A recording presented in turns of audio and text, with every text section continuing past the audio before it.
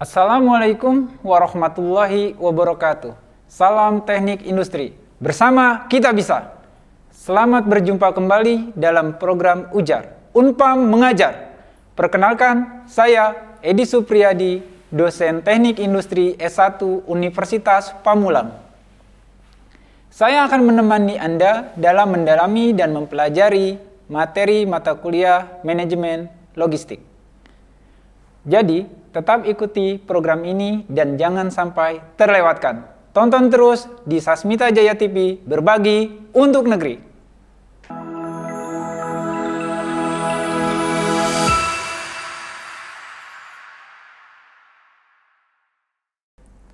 Pada pertemuan kali ini, kita akan membahas mengenai sistem informasi dan komunikasi dalam operasional logistik. Pembahasannya akan meliputi beberapa hal sebagai berikut. 1. Sistem informasi. 2. Sistem komunikasi logistik. 3. Manajemen logistik. 4. Manajemen logistik terpadu. 5. Komponen sistem manajemen logistik. Apakah teman-teman sudah pernah mengetahui mengenai informasi dan komunikasi? Jika belum, kita akan bahas terlebih dahulu. Pengertian informasi adalah sekumpulan data atau fakta yang telah diproses dan diolah sedemikian rupa sehingga menghasilkan sesuatu yang bisa dipahami dan memberikan manfaat bagi penerimanya. Data dan fakta adalah bahan baku informasi, tetapi tidak semuanya bisa diolah menjadi informasi. Informasi memiliki fungsi penting dalam kehidupan manusia, terutama di era informasi saat ini. Setidaknya ada 7 fungsi informasi bagi manusia, yaitu 1. Sebagai sumber berita, informasi disampaikan melalui media-media pemberitaan seperti televisi, radio, website atau blog, atau portal berita daring. 2. Meskipun sudah umum dan banyak diketahui orang lain, sebuah informasi bisa menjadi sumber pengetahuan bagi orang lainnya yang belum pernah mendapatkan informasi tersebut. 3. Informasi yang lengkap dan valid dari sumber terpercaya akan memberikan kepastian sehingga Anda dapat mengambil keputusan dengan yakin dan tepat. 4. Sebuah informasi tidak seharus selalu bersifat serius.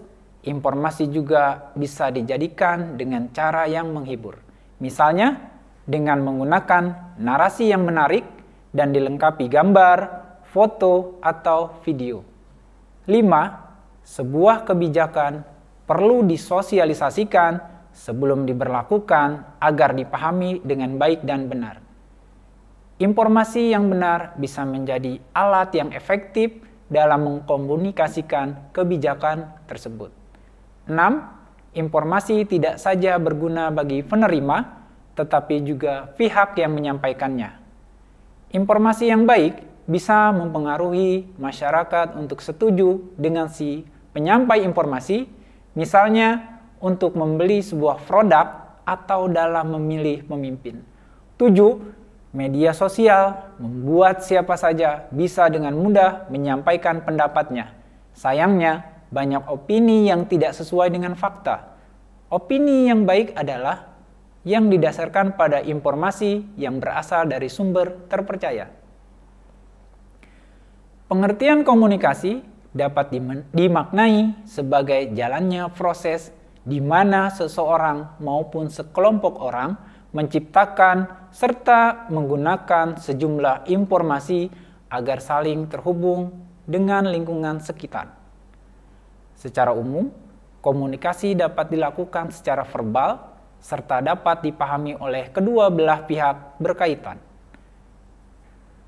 Setelah mengetahui apa itu pengertian komunikasi, berikutnya Anda perlu tahu tujuan komunikasi. Secara singkat, tujuan komunikasi adalah untuk menciptakan kesepahaman di antara kedua belah pihak. Namun, masih ada sejumlah tujuan dari komunikasi yang perlu Anda ketahui. 1. Agar hal yang disampaikan bisa dimengerti dengan cukup baik. Dengan adanya definisi komunikasi tadi, maka akan menghindarkan diri dari kesalahpahaman. 2. Agar mampu memahami maksud perkataan orang lain. 3. Agar ide, gagasan, maupun pemikiran pribadi dapat diterima orang lain, terutama dalam gelaran rapat tertentu. 4. Penggerak orang lain untuk mengerjakan sesuatu. Misalnya, kegiatan kerja bakti, sosialisasi, dan sebagainya.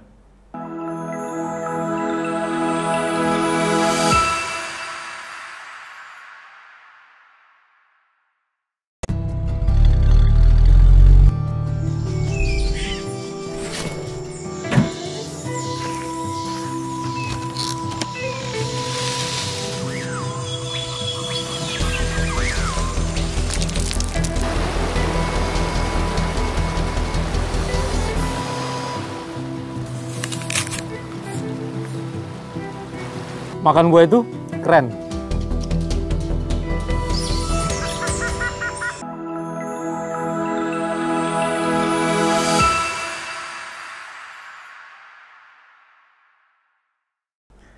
Kembali lagi bersama saya untuk mendalami dan mempelajari materi mata kuliah Manajemen Logistik dengan pokok bahasan Sistem Informasi dan Komunikasi dalam Operasional Logistik. Kita mulai pembahasan dengan topik Sistem Informasi dan Komunikasi dalam Operasional Logistik. Sistem informasi merupakan data yang berisi fakta yang terkumpul dari satu pengamatan atau pengukuran. Sedangkan informasi adalah data yang telah diproses menjadi bentuk yang penuh arti bagai pemakai dan memiliki arti dalam tindakan saat ini dan yang akan datang dalam pengambilan keputusan. Hubungan antara data dan informasi adalah seperti bahan mentah dan barang jadi. Selanjutnya, informasi hanya memiliki nilai sepanjang dia mempengaruhi proses pengambilan keputusan dan hasilnya lebih baik dibanding dengan pengambilan keputusan tanpa informasi tersebut. Agar dapat berguna proses pengambilan keputusan, maka informasi tersebut harus aktual, tersedia, tepat waktu, dan tepat guna. Jadi, sistem informasi adalah satu sistem yang berfungsi untuk memproses data menjadi informasi. Lebih tepatnya, bahwa ada sistem informasi yang memproses data akan menyiapkan data untuk informasi kepada pengguna. Semua sistem informasi memiliki 5 kegunaan utama, yaitu 1. Menghimpun data sebagai masukan. 2. Memproses dengan melakukan perhitungan. 3. Penggabungan unsur data. 4. Update data dan lain-lain. 5. Memperoleh informasi sebagai outputnya. Yang mana output informasi berupa 1. Pengendalian operasional suatu proses pemantauan agar kegiatan operasional dilakukan secara efektif dan efisien. 2. Pengendalian manajemen diperlukan oleh berbagai manajer bagian, pusat laba, dan untuk mengukur prestasi, memutuskan tindakan pengendalian, merumuskan aturan keputusan baru untuk personalia, operasional, dan mengalokasikan sumber daya. 3. Perencanaan strategik, mengembangkan strategi sebagai sarana organisasi untuk mencapai tujuan. Teman-teman, berikutnya kita bahas mengenai sistem komunikasi logistik. Sistem komunikasi logistik merupakan jaringan utama di antara seluruh proses logistik dan pelanggan perusahaan. Komunikasi yang akurat dan pada saat yang tepat merupakan dasar dari keberhasilan manajemen logistik. Sukses dalam lingkungan bisnis saat ini membutuhkan manajemen komunikasi yang kompleks. Komunikasi yang efektif harus berlangsung dalam 1. Organisasi, supplier, dan pelanggan. 2. Fungsi utama dalam organisasi seperti logistik, perekayasaan keuangan, pemasaran, dan produksi. 3. Ke-13 aktivitas logistik lainnya. 4. Berbagai jenis aspek dari tiap aktivitas logistik seperti koordinasi gudang material, WIP, dan barang akhir. 5. Berbagai anggota supply chain seperti pelanggan atau penyedia sekunder yang tidak secara langsung berhubungan dengan perusahaan. Komunikasi merupakan jaringan vital di antara seluruh proses logistik dan pelanggan perusahaan. Komunikasi yang akurat dan pada saat yang tepat merupakan dari keberhasilan manajemen logistik. Baiklah teman-teman, untuk selanjutnya kita bahas mengenai manajemen logistik. Manajemen logistik merupakan bagian dari proses supply chain yang berfungsi untuk merencanakan, melaksanakan, dan mengendalikan keefisienan dan keefektifan penyimpanan dan aliran barang, pelayanan, dan informasi terkait dari titik permulaan atau point of origin hingga titik konsumsi atau point of consumption, dalam tujuannya untuk memenuhi kebutuhan para pelanggan. Sistem informasi manajemen adalah sebuah sistem yang terintegrasi antara manusia dan mesin, yang mampu memberikan informasi sedemikian rupa untuk menunjang jalannya operasi, jalannya manajemen, dan fungsi pengambilan keputusan di sebuah organisasi. Sistem tersebut menggunakan perangkat keras dan lunak atau software dan hardware, prosedur manual, model-model untuk analisa, perencanaan dan pengambilan keputusan, juga database.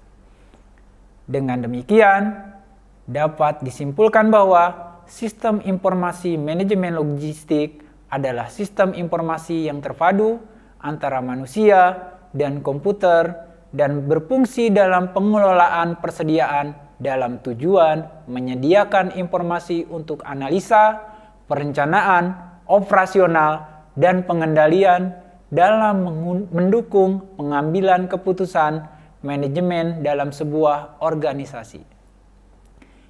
Jadi, sistem informasi adalah suatu sistem yang berfungsi untuk memproses data menjadi informasi.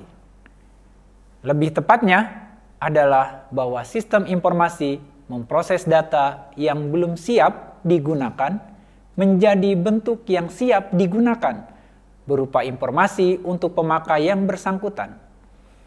Semua sistem informasi memiliki 3 kegunaan utama, yaitu menghimpun data sebagai masukan, kemudian memproses dengan melakukan perhitungan, penggabungan unsur data, updating, dan lain-lain, serta memperoleh informasi sebagai outputnya. Teman-teman yang berbahagia, untuk selanjutnya kita bahas mengenai manajemen logistik terpadu. Manajemen logistik terpadu merupakan suatu kegiatan manajemen logistik yang meliputi 2 bidang yang berkaitan, yaitu bidang organisasi logistik dan bidang koordinasi logistik. 1. Bidang operasional logistik merupakan kegiatan-kegiatan yang bersifat fisik. Manajemen distribusi fisik menyangkut masalah pengangkutan produk kepada pelanggan. Dalam distribusi fisik, langganan dipandang sebagai pemberhentian terakhir dalam saluran pemasaran. Manajemen material adalah menyangkut perolehan atau procurement dan pengangkutan material, suku cadang, dan atau persediaan barang jadi dari tempat pembelian ke tempat pembuatan atau perakitan gudang atau toko pengeceran. Proses transfer internal adalah mengenai pengawasan terhadap komponen-komponen setengah jadi pada waktu ia mengalir di antara tahapan-tahapan manufacturing dan pengangkutan awal dari produk jadi ke gudang atau ke saluran pengecer. 2. Bidang koordinasi logistik yang menyangkut pada kegiatan-kegiatan komunikasi dan perencanaan. Bidang ini meliputi identifikasi kebutuhan pergerakan dan penetapan rencana untuk memadukan seluruh operasi logistik, antara lain, pertama, peramalan atau forecasting. Kedua, pengolahan pesanan atau order processing. Ketiga, perencanaan operasi. Keempat, perencanaan kebutuhan material atau procurement. Teman-teman yang berbahagia, untuk selanjutnya kita bahas mengenai komponen sistem manajemen logistik. Sistem manajemen logistik menjadi bagian dari prinsip manajemen, khususnya di bidang logistik. Dengan adanya sistem ini, maka diharapkan agar proses operasional perusahaan bisa berjalan dengan efektif. Manajemen logistik sendiri pada dasarnya merupakan bagian dari upaya supply chain management yang memiliki peran utama khususnya dalam melaksanakan proses perencanaan dan pelaksanaan serta pengendalian, penyimpanan, dan distribusi produk barang. Aktivitas ini bisa berjalan secara efektif dan efisien. Adapun sistem manajemen logistik umumnya dipilih perusahaan untuk beberapa tujuan penting. 1. Mencapai target perusahaan. Pada dasarnya, sistem manajemen logistik yang dijalankan oleh suatu perusahaan memiliki tujuan tersendiri. Adapun tujuan umum dari sistem yang digunakan dalam menjalankan manajemen logistik ini adalah untuk membantu perusahaan dalam mencapai target atau tujuan atau sasaran. Jadi, manajemen logistik akan terus berupaya untuk lebih fokus pada pencapaian tujuan perusahaan. 2. Mengadakan persediaan barang.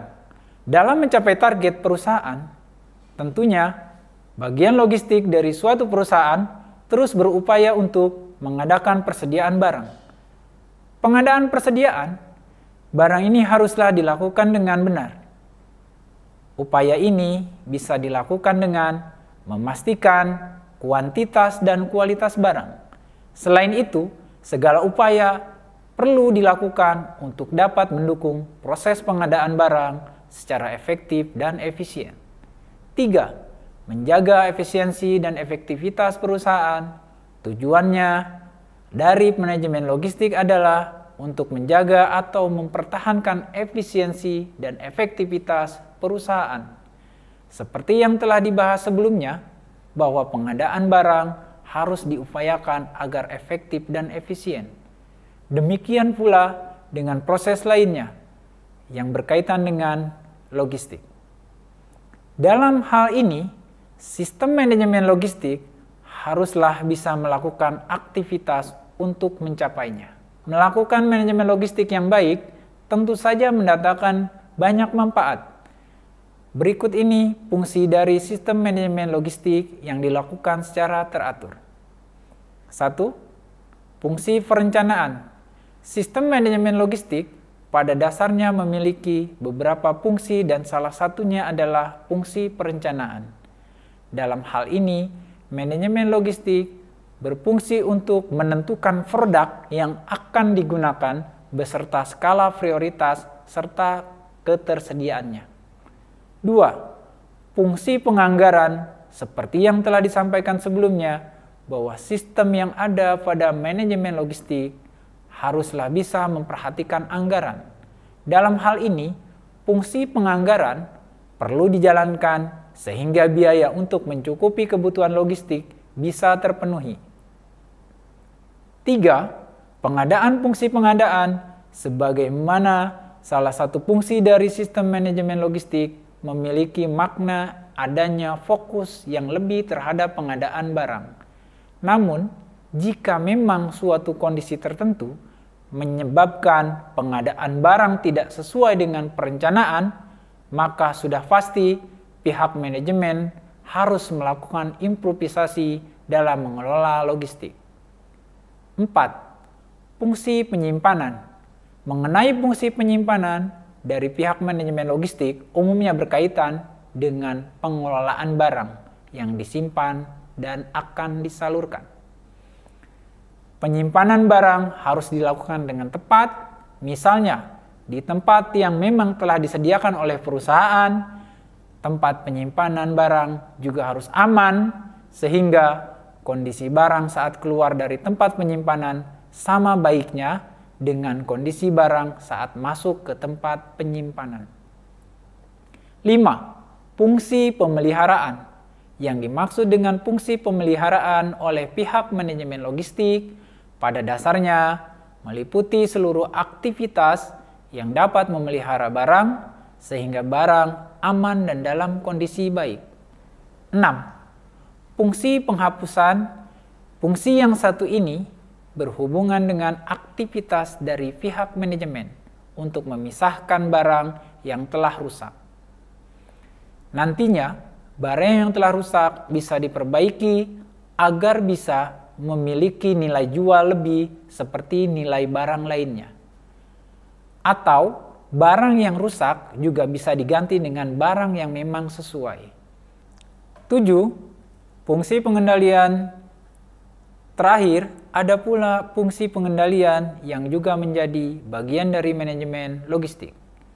Fungsi ini dilakukan oleh pihak manajemen logistik. Tentunya melalui seluruh jenis aktivitas yang sesuai dengan seluruh fungsi yang telah disebutkan tadi. Fungsi pengendalian ini dilakukan dengan tujuan untuk memastikan bahwa fungsi logistik secara keseluruhan nantinya bisa sesuai dengan apa yang diharapkan oleh perusahaan. Dalam mengelola sistem manajemen logistik yang baik diperlukan beberapa komponen utama pendukung. Biasanya, hal ini terkendali pada sistem dan aplikasi inventory yang terintegrasi.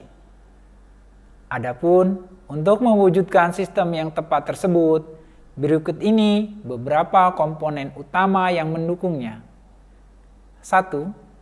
Jaringan fasilitas seluruh aktivitas logistik tentunya dapat berjalan dengan baik jika di dalamnya terdapat komponen yang dapat mendukungnya, seperti jaringan fasilitas yang menjadi salah satu komponen bagi manajemen logistik.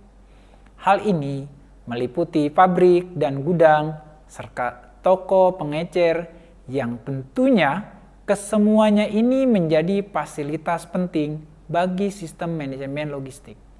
2. Layanan transport. Selain itu, terdapat pula komponen transportasi yang sudah pasti diperlukan dengan tujuan sebagai media atau alat pengangkut barang. Dengan adanya transportasi ini, nantinya kecepatan pelayanan pada pelanggan bisa terjamin, sehingga perusahaan dapat memuaskan pelanggan. 3. Pengadaan material.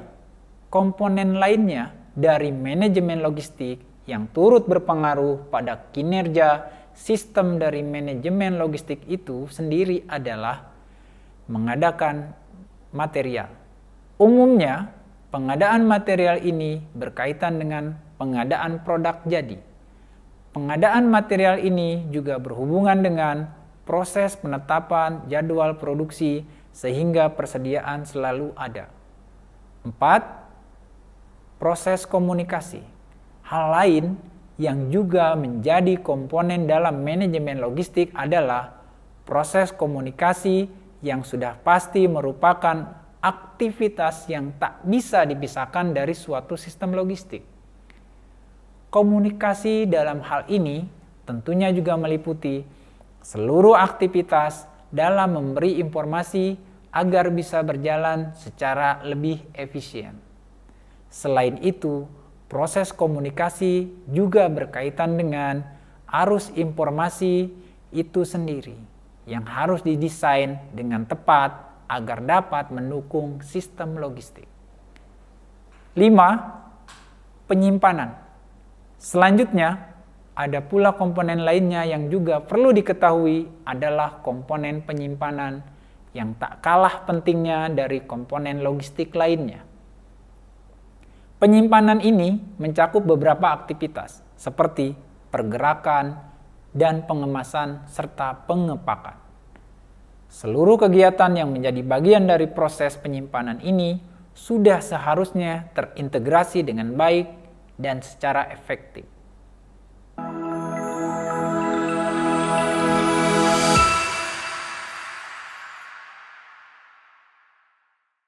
Ayo cegah penyakit kanker. Penyakit kanker adalah penyakit yang sangat ditakuti semua orang karena banyak menyebabkan kematian serta pembiayaannya yang mahal. Semua usia berpotensi terkena penyakit kanker. Penyakit ini dapat dicegah dengan mengubah perilaku atau gaya hidup seperti stop merokok, hindari terpapar asap dan residu rokok, hindari mengkonsumsi 4P, pengawet, perasa, pewarna, pemanis. Hindari terpapar bahan kimia dan polusi berbahaya. Rajinlah melakukan aktivitas fisik. Menerapkan perilaku hidup bersih dan sehat. Lakukan deteksi dini secara berkala. Karena Anda bertanggung jawab terhadap kesehatan diri Anda. Jangan tunda. Ayo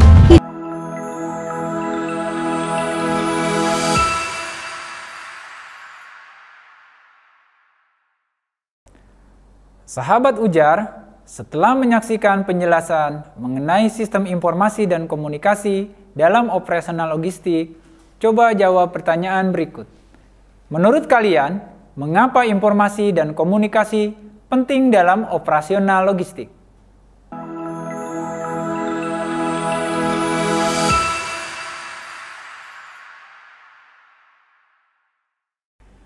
Sahabat Ujar, dari pertemuan ini dapat dijelaskan bahwa sistem informasi dan komunikasi dalam operasional logistik menjadi bagian dari prinsip manajemen, khususnya di bidang logistik. Informasi memiliki fungsi penting dalam kehidupan manusia. Komunikasi dapat dimaknai sebagai jalannya proses di mana seseorang maupun sekelompok orang menciptakan serta menggunakan sejumlah informasi agar saling terhubung dengan lingkungan sekitar. Secara umum, komunikasi dapat dilakukan secara verbal serta dapat dipahami oleh kedua belah pihak yang berkaitan. Komunikasi yang akurat pada saat yang tepat menjadi dasar dari keberhasilan manajemen logistik. Sukses dalam lingkungan bisnis saat ini membutuhkan manajemen sistem komunikasi yang kompleks. Dengan adanya sistem ini, maka diharapkan agar proses operasional perusahaan bisa berjalan dengan efektif. Melakukan manajemen logistik yang baik tentu mendatangkan banyak manfaat. Dalam mengelola sistem manajemen logistik yang baik, diperlukan beberapa komponen utama pendukung. Hal ini terkendali pada sistem dan aplikasi inventory yang terintegrasi. Demikianlah tadi pemaparan mengenai sistem informasi dan komunikasi dalam operasional logistik. Tetap semangat belajar, semoga semua selalu bahagia dan tetap menjaga kesehatan. Terima kasih, sampai jumpa lagi di episode selanjutnya. Saya Edi Supriyadi undur diri, salam Ujar. Wassalamualaikum warahmatullahi wabarakatuh.